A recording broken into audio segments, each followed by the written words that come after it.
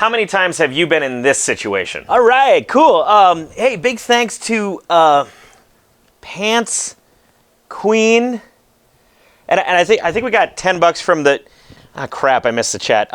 Can we go back in the chat? Hey, what are we playing next? Wait, what? We have a show next Thursday? Like, next Thursday. A band, like any business, runs on information. So what's the best way to share this information with your bandmates? Well, you could print out handouts each practice, but that wastes paper, and we're still not 100% sure if your bassist ever learned to read. You could head down to your local hardware store and pick up some shower board. It's the same type of wood used to build shower walls, but it's also nearly identical to a whiteboard at a fraction of the cost. A shower board the size of this whole wall cost me maybe $25. But then, of course, what happens when your drummer is stuck inside a plexiglass prison of emotion and can't see the board? The answer, at this point, should be obvious. Mount a giant flat screen to the wall connected to a Raspberry Pi to run custom PHP dashboards.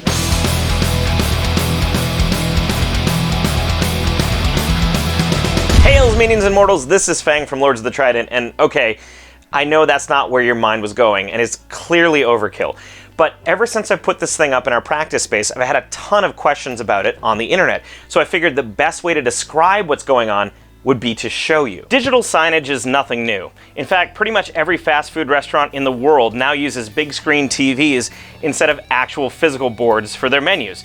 The upfront cost is greater, but it's way easier to update, and you can add in eye-catching video, graphics, and more. And your lords are no strangers to digital signage. In fact, we've been using a TV running a video as the top of our merch stand for a while now. 40 to 50-inch TVs are not super cheap, but they're not super expensive either. We picked up a 50-inch 4K TV for around $275.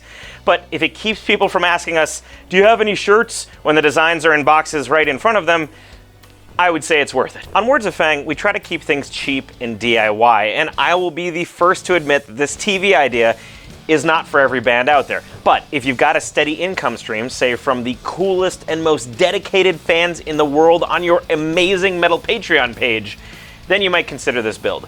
All told, the cost to set up this TV was around $420.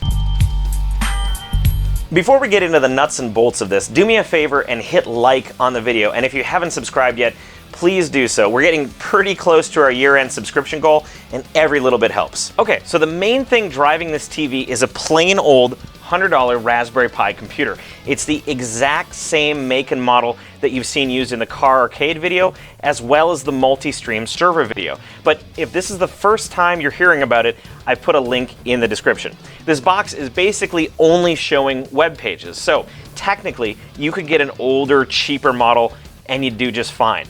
I installed the operating system by following the instructions and made sure all the programs were up to date. Our display has three main boards, which I'm switching between by pressing Control-Tab to change tabs in our web browser. These boards are just three different web pages, so you could have as many boards as you'd like. I'll go more into the nuts and bolts of each board in a minute, but first, I'll describe them. Board number 1 is our practice board. We've got upcoming events, a set list, and notes. Everything you see here is a shared Google document. So band members can literally pull out their phones and update the set list, notes, or events during practice, and the TV will automatically update. Also, just for fun, I've added a PHP script that randomly displays a photo from our shared band photo album. The page refreshes itself every 5 minutes, so you see a different photo every time. The second board is our live streaming board. Chats from YouTube, Twitch, and Facebook are all combined and shown in real time on the left-hand side of the page. We can also see how many people are watching at the top.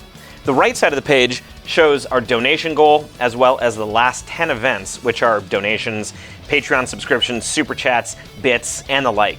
Finally, below that is another custom PHP script that displays messages from donations on the board. This is useful if you're taking song requests via donation, because if the chat is really active, you might miss somebody's donation request as all the chats fly by. The last board is for the data nerds in the band. This is a free dashboard from Cyphe? C-Y-F-E? I'm not sure exactly how you're supposed to pronounce it. This dashboard shows data from our YouTube, Facebook, Instagram, and ad spending accounts. It updates once per day, which should be all you really need, I think. So, how did I set all this up? Well, I'll tell you, but first, a warning. This is gonna get a little technical and nerdy. I'll put links with full walkthroughs to help you in the description, but unlike the multi-stream build, I'm not gonna show you every single step and command to type in this video. All right, let's dive in. Just like the previous Raspberry Pi builds, you'll probably want to be able to remotely connect to your Pi, so make sure to enable SSH connections to the Pi. While you're in the Pi config, give your machine an easy to remember name. In our case, we called this Pi Lord's Board. We're going to run a bunch of web pages on the machine, so we need to set up a web server. Follow the instructions in the description to install the Apache web server on your machine. We're also going to be running some PHP scripts, so once Apache is done installing, make sure to also install the PHP add-on. Finally, we're going to need a shared folder in order to write files to the Pi. Use the instructions in the description to install the Samba service. This will allow another machine to read and write files to a directory of your choice. In my case, I created 2 folders in the root of my web server, Pages and Streamlabels, and then made them writable. The root of the web server is located on the Pi at var/www/html. Remember that you need to use the sudo command to create these folders and adjust permissions, as the web server root is read-only. The last step was to edit my Samba configuration to share the root of the web server on my network. This will allow other computers to connect to it. The Ceph board is its own website, so we don't really have to do anything to set that up. The rest of the boards are actually single HTML pages built using iframes. An iframe is basically website code that loads another web page into a little box on your web page. When we stream, we use the service Streamlabels to run a bunch of widgets on the screen. These do things like show chats, the number of people watching, etc., etc. These widgets are actually just small web pages, and Streamlabels gives you the ability to copy the URL and use them in other places. In our case, our live streaming board is basically just a bunch of iframes that contain these widget addresses. And then we adjust the size of those frames to fit our TV. In order to pull messages from our donations, we use a separate program from Streamlabels called streamlabels. This program runs on our streaming PC and basically creates a bunch of text files that auto-update from events during the stream. We created this streamlabels directory on the Raspberry Pi in order to give these text files a place to live. When opening the Streamlabels program for the first time, it'll ask you where you'd like your text files to go. Simply mount the Raspberry Pi Samba share as a network share on your computer and tell the program to dump the files there. Inside of the Streamlabels directory, I made a short PHP script that displays the contents of the text file called Session YouTube Super Chatters and Donators.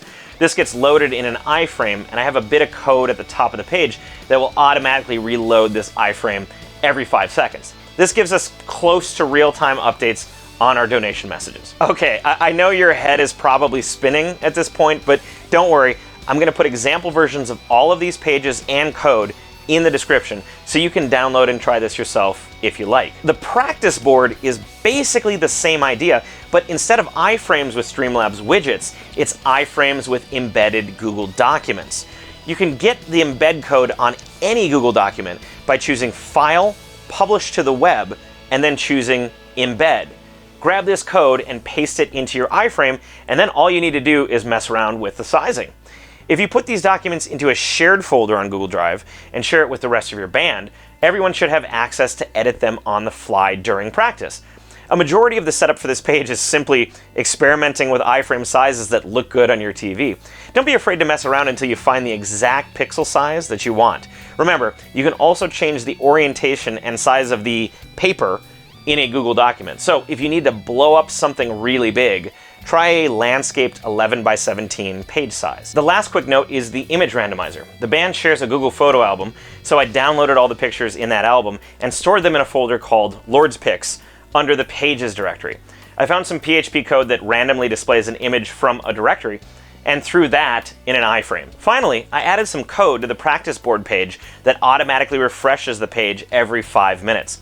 This will not only update any changes on the Google Docs, but will also load another random picture. Remember that embedded Google documents can take up to 5 minutes for changes to reflect on your board, So be patient. An optional add-on is this small startup and shutdown button for your Pi. This is the exact same button and exact same code used in the Carcade video. So if you want an easy and safe way to start up and shut down your Pi, go watch that video for details. Finally, once you've got all of your pages built and ready to go, simply load them up in multiple tabs on your browser and set your browser startup pages to these tabs. The last step is to tell your Raspberry Pi to load up your browser in full screen mode on boot. This can be accomplished by editing your auto start file. Is this ridiculous? Yes. Overkill? Probably. Incredibly useful? Oh, you betcha. And I mean, come on, it's quarantine. What else am I supposed to do here? I mean, if you've got another project for me, I'm just really jonesing for projects, man. If you got something, just tell me. As always, thanks for watching. We are the #1 most supported independent metal band on Patreon for a reason. And if you want to see what all the fuss is about, join our metal army right now at patreon.com/Lords of the Trident. We will see you on the internet.